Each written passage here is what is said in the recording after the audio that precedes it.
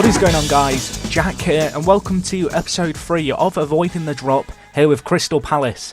Since the last episode, it's now the start of January. We've had a good little run of results. It's been a tough start, but we are slowly getting there. A few results that give me some hope going forward. Obviously, last episode was the 1-1 draw against Norwich. Since then, we've had 4 defeats, 2 draws and 1 win. Obviously, we are going to need to pick up more points than that, but there's been some promising signs there. Unfortunately, following the Norwich game, it did get off to a rather bad start. Stoke beating us 3-0 at home. It was a fairly 50-50 game, and we really gave them a run for the money, but really they were just more clinical, and it was what cost us. And then I guess we showed a slightly more clinical edge against Everton in the following game. However, Jelavic did grab 4 and he was insane for them, and 6-2 it finished. Slightly unfortunate, but again, Everton were just insane, and Jelavic had one of the best games I think I've ever seen him have on FM. In the next game, it was a tough tie, 1-1 draw we did get, though, against West Ham. Slightly against the run of play, although we have been setting up slightly counter-attacking at home. So a 1-1 draw wasn't too bad at all. Good to see Charlie Austin getting on the score sheet as well. We followed this up with 2 tough, fixtures against both Newcastle and Tottenham. Lost against Newcastle 2-1. Unfortunate, but they were probably the better side. And then against Tottenham are a superb team. They absolutely outplayed us. We held firm defensively for the most part, which was good to see. However, 2-0 is still not a, good result in the grand scheme of things. Fortunately, things have looked up in the last 2 games, and we did get a 2-1 win against Fulham, coming back from a goal down to win 2-1 against the run of play, but we are going to have to get our rub out of the green if we do want to stay up, so that was a great result. And we followed it up with a 1-1 draw against Manchester City away from home. It was a tough game, but we really fought well. We defended well as a unit, and then we took the chance that came our way. Charlie Austin getting another goal for us there. So Charlie Austin's had a pretty good start to the season, 10 goals in 20 games. He's going to be an important component of kind of our bid to stay up. Tactically, we have changed a little. Since the previous episode, I've now switched to a slightly more kind of 4-3-3 real counter-attack play. It does get mixed up, every game really. We're playing different styles. However, this is what's been working for us of late. But it's transfer window time, and financially the club looks really good, and as a result the board have actually given me some new money going into the start of this kind of new window, which is great to see. So I actually have £14 million to spend, because so far we're making about, you can see last month we made £2 million. We're just making so much money through players coming in that have been given, a load more money. Obviously, when teams come up to the Premier League anyway, their wage budgets are often tiny, and so they make money each month. That's certainly been the case here. We have 20 million in the balance, 14 million to spend, and I'm really going to be looking to spend this wisely, bringing in some important faces, which is what we come on to today, because today's episode about avoiding the drop is talking about making the right transfers. And looking at where you need to improve. So what we're going to first of all do is kind of look at our squad as a whole. So this is the team that I've been starting with for the most part. It's been fairly solid for us, it has to be said. Richard Dunn usually starts in place of Ramage, but he's been suffering a bit, Dunn, with lack of match fitness. So Ramage has slotted in nicely there. But today, £14 million, I think we can get some fairly decent signings for that. Players I'm really looking for, I'd like to get a left winger or a right winger in. Jermaine Pennant's okay, but he's nothing too special. So if I could get a nice young right winger, that would be good. Potentially another forward to give some backup to Charlie Austin. Some of you may have noticed that Niall Ranger's no longer with us. He was in on loan, but he never really made an appearance for us, and so as a result, I've sent him back to Newcastle. Don't need him, don't want him. So that's that. I mean, in the centre of the park, we look very good. Jerdinak's been a really good kind of anchor man for us. Dikachoy playing kind of ball-winning midfielder for us in the centre of the park's been good as well. And then they've been partnered with Jean Williams, playing a real good role, the young Welshman. So we're looking good in the centre of the park, but I feel like the real areas of improvement need to be kind of, the defence. So maybe a new centre-back and then maybe one forward. I don't know who I'm going to sign. I have a few ideas for players, but I don't know if I'm going to be able to get them in. So that's going to be an interesting one. But today we're going to be looking for those players and just seeing what we can find. And this basically the episode, I'm just going to be cutting forward days at a time, sorting out transfers, keeping you guys in the know how So anyway, looking at transfers we can get in, there's a lot of players here, but they're pretty expensive. And what I'm really looking for is some, solid players, I guess. So first thing I'm going to do is I'm actually going to import my search filters here, which I have saved. I don't think these were in the mega pack. If people want them, I can put a download link in the description. Basically, it's a file. You just go on Manage Filters, Import, and then select it. And it basically has every role saved as a search filter for you. So that's pretty useful. So the first thing I'm looking for are two inside forwards. So obviously Messi comes up. Of course Messi comes up because we're looking for the perfect inside forward here. So you just have to kind of fiddle with the filters and see what gets thrown up your way. Elia Hernandez is being recommended. We'll get a scout report on him. Today we're really just looking to find some and highlight and identify, I guess, some potential transfers. And then from there... we can potentially offer some loans in or, bring in some players. But really, we're just looking for anyone who could potentially offer something to the club. I'm really looking, as I said, for, these inside forwards, players who are going to be able to offer something for us. Not a massive price either. It'd be nice if we could get some fairly cheap ones in who aren't going to cost bags. I'm really just looking to add a bit of depth to the squad for the most part. And then if there are some real superstars that I find, then I may well look to bring them in. There's a few players who I'm contemplating bringing in already. I'm thinking maybe try and get Remy if he's still at QPR. I've not actually checked that. Where are QPR? Okay, they're mid-table, so he's going to want out. He's injured. 3 to 4 weeks. Okay, maybe not. I was thinking I might try and get Remy because I think he has a release clause. Yeah, 6.5 million release clause. I might keep an eye out on him. He might be someone who comes in. Because 6.5 million, although it's fairly steep, he's a very good player. But no, we're just going to really be fiddling with the filters today. Obviously, as I've said, I'm looking for these inside forwards. The 4-3-3s work really well for us in terms of allowing us to just pump up the ball to the big men up top. And what I want to do is I want to be able to bring in some players who are going to offer some support to those players. We'll get a scout report on Adam Lafondra because, as I've said, I am contemplating getting a second forward. The only real reason I'm playing one up top on their own, and that's Charlie Austin, is because I don't have any backup. If I could get someone in who's really going to offer some decent support, maybe an Adam Lafondra, maybe a Kevin Doyle, then I think you kind of have to consider signing them up and bringing them in. So that's that. I'm just going to look now for some centre-backs. For now, I'm not going to go around scouting too many players at once, but I am really just looking for some really solid players to play in the centre of the park. Who are gonna defend well. Wanyama, they've accepted a bid for him already. What is the bid that they've accepted? I might go in for him. 8 million. Oh, he's a good player, Wanyama, but I don't really need another centre defensive mid. I'm looking for these centre backs, which is really what I need to add. Just some players who are going to add some real solidity to the team. Bath is a very good player. How much is someone bid for him? Celtic have offered nothing. I'm going to offer 2 million. I know Bath's a very good player. I've had him in the past. But also he has some pace about him, which is something we're really going to need this year. And obviously Wolves are in League One on this because they've been relegated. So he's more than a kind of possible option, I guess, to sign. So it'd be good if we could get him in. But I guess I can't really say too much until I know if they're going to be willing to sell him, because I know that he's probably a very good player. For the Wolverhampton side.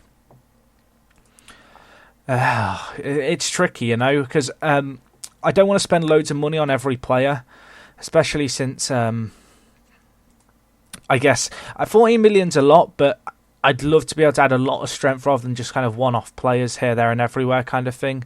It'd be great if I could sign some players, but get some who are really going to, I guess, make an impact, but get them in bulk, which is kind of where it gets interesting, I suppose. But it's a toughie. It's a toughie to say the least.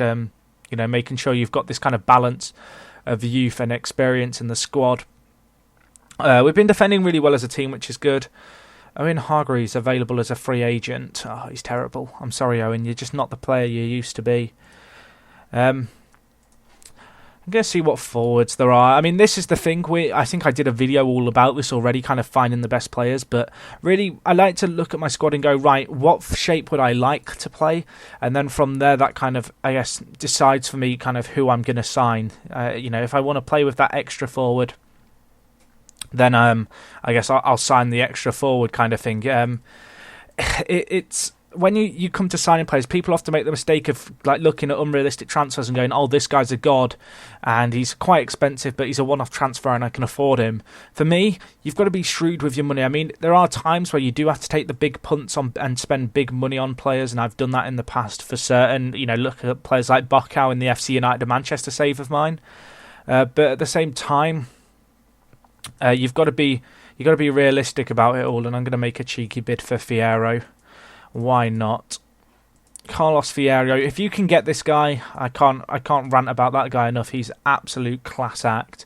Carlos Fierro, if you can get him, which he's not actually too hard to sign, and he's pretty much guaranteed to become one of the best players you'll ever see. Kieran Dyer's available. No, thank you. No, thank. I'll turn that down politely. Not Kieran Dyer's biggest fan, me. Maega's getting thrown up a lot, and he's pretty unhappy at West Ham, so he might be a useful player. I mean, this is the thing. I don't really have a shape that I'm like hell bent on sticking to, but when you come to sign players, try and sign them so that they're good in the role you're going to play them in. Don't just sign players for the sake of it, because it's a mistake that can be made. I've made it in the past. You might have 3 world-class strikers, and then this other one pops up that your scouts recommended, and you sign him, and then he never plays, and you've just wasted all that money. It's an easy mistake to be made, and one that I have made many a time. But at the moment, I'm just fiddling. I'm fiddling and hoping that someone good is going to get thrown up my way. And there's a few players who I look at here and I go, yeah, there's a decent signing if I could get them in. Aruna Kone wouldn't be a bad one, but again, he's out injured as well, which is a bit of a bummer. Could do with looking for more centre-backs. Now I looked for centre-backs and didn't really get too many results. It's hard because obviously I'm Crystal Palace and I haven't got the best kind of reputation in the world. I think I'm going to cut it off here actually, guys, and I'm going to go forward a few days and we will see what I found and what's going on the transfer front. So I'll talk to you guys in a sec. So it's been about 10 days and I've made a few transfers to tell you guys about. There's still a few up in the air and I have still got a little bit of money left to spend, so there may well be more to add to the mix. Kind of post-recording, I thought long and hard about how I wanted to change the shape, and I kind of cross-referenced the players that were getting thrown up and how I could set up as a result. And as a result of kind of, I guess, a long, hard think, I've changed my shape significantly. I'm going to be playing a 5-3-2.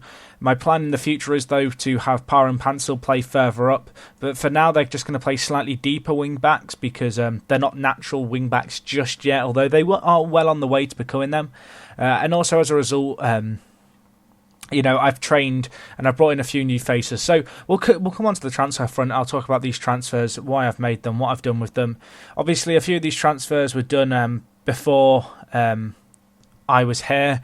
The likes of Chris Commons coming in, who's a nifty little player from Celtic, and then Charlie Austin obviously was a really good player who came in.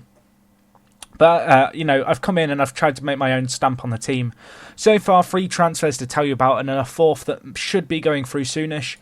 First transfer I made was I bought Adam Lafondra from Reading. The guy's been a really solid player for them. However, last season he wasn't really playing for them, or rather earlier on this season he wasn't really playing for them too much. And for Reading, so I've managed to grab him £2.7 million for him, which I think is a fairly good deal. He's valued now at £3.4 million. We've also got Danny Bath, who I mentioned earlier in the recording. This guy signed from Wolves, £2 million.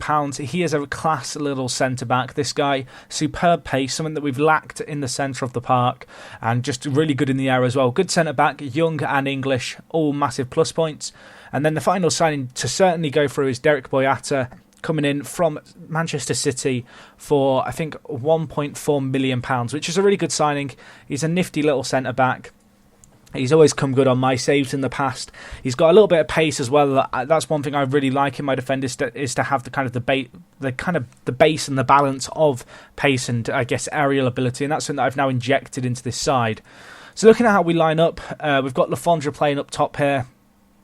Boyata and Bath will play centre-back with Delaney just between them. Today we are going to be playing against Aston Villa. I'm going to be recording this game, and then I'm also going to do a follow-up right at the end of the month, just see how we get on. But today it's going to be interesting to see how these transfers slot in. Obviously, kind of looking at the finances, we still have a transfer budget of 7 million. So I've only really spent half the money I've had at my disposal, but I feel like I've got some real solid players coming in for that. But anyway, let's get straight into today's game. Obviously, 3 numbers to be assigned. It's going to be interesting to see how these guys get on playing against Aston Villa. We are at home. I'm still going to be setting up with the counter-attack, resetting up men behind the ball. We're going to be looking for the results here. When I've used this formation in the past, it's always been really solid at saving teams and getting me the most out of my players, particularly if you've got kind of a set of really good defensive midfielders and 2 fairly strong wing backs, which we do have in this instance. But it's going to be a tricky one.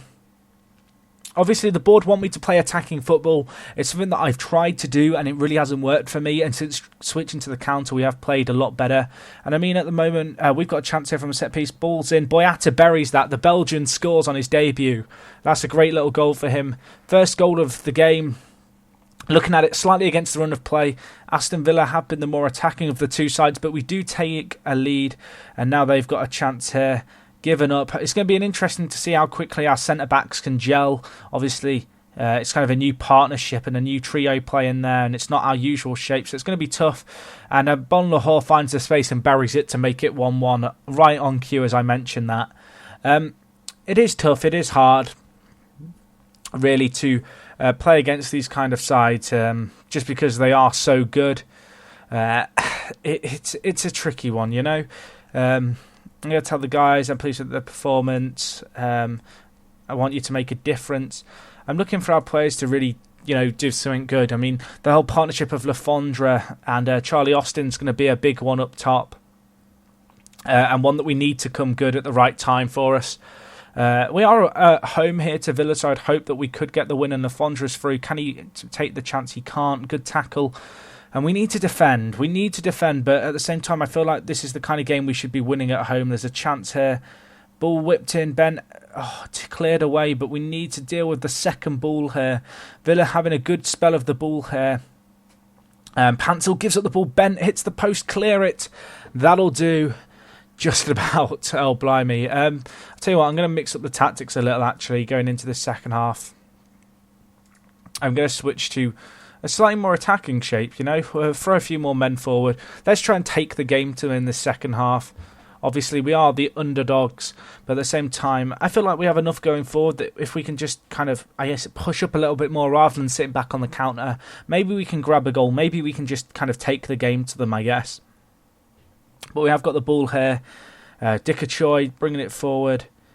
And can he find the pass? He can't. We're looking good, though. This is the thing. We're going to have to defend well as a team, and although we've conceded here, which is disappointing, we're still looking threatening. And Charlie Austin gets forces a save, I should say, out of given there to tip it wide of the post. 20 minutes left to get a goal. Good little spell of pressure, and we've got another set piece here, which, of course, we already scored from one, but Villa getting a lot of men back in the box. Second bite of the cherry. Delaney, Austin cleared away, and I think that will be the end of the chance. Although we're keeping up the pressure, which is good actually. But we're going to have to grab a goal here. You feel it's a tricky one. I don't want to overcommit, which is why I'm set to attacking. But at the same time, I don't want to necessarily overcommit and concede, because that would just, I'd rather take a point here than nothing kind of thing. But we will make 2 subs there. Villa on top in this game, so a draw kind of for us wouldn't necessarily be a bad result. Lafondra's not had the best game on his debut, but good to see kind of Bath and Boyata both playing pretty solidly at the back. Just 3 minutes left. If we can cling on now, I'd be happy with a point here. But Villa have a late set piece. Ball comes in. I think we've dealt with that now, and that should be game, which I'm happy. I maybe would have liked to have got the win at the start of the day, but given the way we performed, a draw it's a good result for us. It's a point, and I'm going to tell the guys they were unlucky. Looking at the league table, we're tied on points with Southampton here. I'll just show you this table. At the halfway mark, we only had 12 points. So, I mean, we have got 5 points since then, which is great news because, I mean, you need really 38 points to survive in the Premier League. That's what we've got to aim for. And we're still within touching distance of kind of the pack ahead. We've got to keep kind of competitive with Southampton. Unfortunately, our goal difference isn't as good as theirs, but hopefully we can turn that around. Cardiff propping up the bottom of the table and starting to get left behind. West Ham still giving us a little bit of pressure and a little bit of something to think about. But all in all, we're not playing too bad. But anyway, that was a good performance. Boyata had a really good debut, which is good to see. And what I'm going to do now, guys, is I'm actually going to go forward towards the end of the month, and we'll see what's going on deadline day. So I'll talk to you guys in just a second. Okay guys, so it's the end of the month, so just a quick review of the fixtures before I get into the kind of final transfers. The last game that you guys saw, of course, was the Aston Villa 1-1 draw. Since then, 2 wins in the league and a draw. Unfortunately, we did in between those fixtures lose 2-1 to Southampton in the FA Cup, taking them to a replay previously in the month. But first things first, just a quick look at the league form. Obviously, the 2-0 win against Cardiff was an insane result. Cardiff were a very good side. We weathered the storm for a lot of the play. They really controlled the ball for large portions of the game, even with 10 and then eventually 9 men. However, we just stood firm and stuck to our game, exploited the space that was left behind by their sendings off and got a good 2-0 win. We then drew 0-0 at the KC Stadium against Hull. Good result for us. We didn't really look threatening again. We pretty much parked the bus, but we did a good job of that, and it was another hard-earned point. As I mentioned, we did lose 2-1 in the FA Cup. Not going to dwell on that for too long. I really heavily rotated my side, knowing that I was going to be playing Southampton again at the weekend. And thanks to that rotation, we were able to get a 1-0 win to, I guess, see us get 3 points and go clear of the relegation zone, which was great to see. Carlos Vieira coming up with a winner in the 81st minute, really making an impact on the side. So that was great to see. So anyway, looking at the league table, as you can see now, we are 17th. So with 13 games left, we have 24 points. I believe we're going to need 14 points from our remaining games to kind of definitely be safe, which is going to be a tricky task. However, given our recent form and the real turnaround that we've had, it's great to see kind of us in with a shout and indeed, looking like we could stay safe at the moment. Looking at the tactic again, it's still kind of changing. I am still sticking kind of with this kind of 5 at the back tactic at the moment and the wing backs. One day when the wing backs really kind of get, I guess, real naturals at the left wing back role, we can start to, I guess, play with proper wing backs, rather than them playing in a full back position. But that will come soon enough. So with that said, let's have a look at our fixtures and transfers for the window. A few on the outs to just tell you about before we start. Jermaine Pennant going out for 350k to Huddersfield. Good to get him off the wage budget. Not really going to be playing for us, especially since he's a winger. He's not very good, if I'm honest. Jermaine Pennant, just not the player he once was. And the other player to go out was Ashley Barnes. He's gone out on loan to Reading. Going to be a useful player for them. Came in this season having been signed for 2.9 million. I don't think he's really worth that. No disrespect to him as a player, but he's not a 2.9 million pound player if you look at him kind of closely. So those were the transfers out. On the in, since the kind of ones that you guys had already seen, a few players to tell you about. Carlos Vieira, as I already mentioned, came in for £6 million. That is £1 million with a £5 million future fee over 4 years.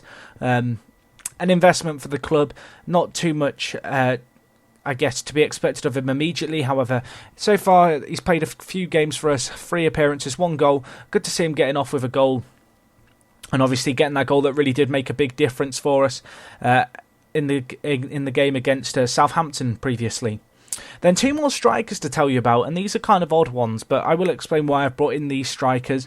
Here we have Michalis Konstin. Oh gosh, what a name. I'm just going to say what a name. This guy come in on a 1-year deal for £170,000. He's going to win the ball in the air. He's the man who can be a backup to Charlie Austin, backup of all backups if I'm honest.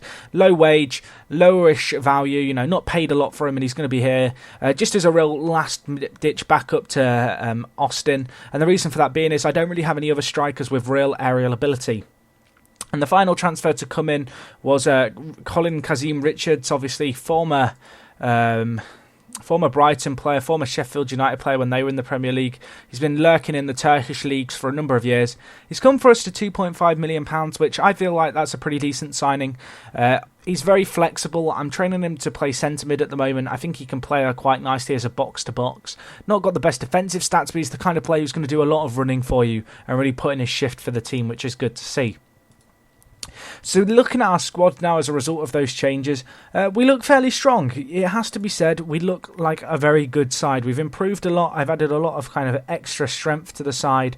Tried to get that depth going. I mean, you look at our squad now, it's fairly well rounded off squad. I did try and sign a few centre mids on the last day of the kind of transfer window. However, numerous work permits were rejected. As you can see here, Sirenze, he had his turned down his work permit, which was a shame. Craig Garner, I went in for him as a centre mid. It wasn't quite negotiable on the wage front, so he didn't end up coming to us. And then two more players who also failed work permits. King Jung-woo, who I was pretty convinced would get one because of his international kind of prowess for South Korea. However, that one didn't come through. And also Nicolas Omel Do, who was the guy I really wanted, 29-year-old. Again, failed the work permit, which is a shame. So if there was anywhere I wish I could strengthen, it would be the centre of the park, kind of in central midfielder position. Not because I necessarily need extra strength there, but because I need more depth. I need more players who can kind of rotate around, because it is an area of the park where our players are getting exhausted quickly playing there. But anyway, those are the transfers. Hopefully you picked one or two things up from kind of the transfers I brought in. Not so much, I guess, a tips and tricks video, this one, but more an insight into kind of my dealings in the transfer window, really adding some strength and depth in the final third. I felt like in the striker area we only really had Charlie Austin going into this window. Obviously we've now come out with 4 really good strikers in the form of Fierro, Cypriot guy with the awesome name, and Colin Kazim-Richards. They're really going to add some depth along with Lafondra. That's 5 forwards there, 4 of which I feel like they'll be fighting for first team spots. And I was also able to strengthen up the defence with the signing of Danny Bath, who's a superb little centre-back who's hit the ground running, and Derek Boyata, who's a player who, when I brought in, I was a little bit worried that he might not make it kind of as a first team player, but so far an average rating of 7.88 in 4 appearances. So I really can't argue with that. He's been a superb signing, and it's going to be interesting to see how these guys get on kind of going forward. So hopefully you guys are looking forward to next episode, which will be the February end of month review. Going to be interesting to see how we get on in that time, how the squad changes, but I feel like we're looking good. We've got some tough fixtures coming up this month against Liverpool away, which is going to be really tough, and then going into the next month in March we're going to have a real tough set of fixtures against Chelsea, Arsenal and United to worry about. So yeah, it's going to be interesting. We are going to have to grind out some serious results. I do have faith in the players to do that though, and I'm hoping that going forward we can, get some more points on the board and really stay safe. As always guys, hopefully you enjoyed the video. Hopefully you picked up something new along the way during this episode. And other than that, it is me, Jack, and I'll talk to you guys in a bit. I'm out.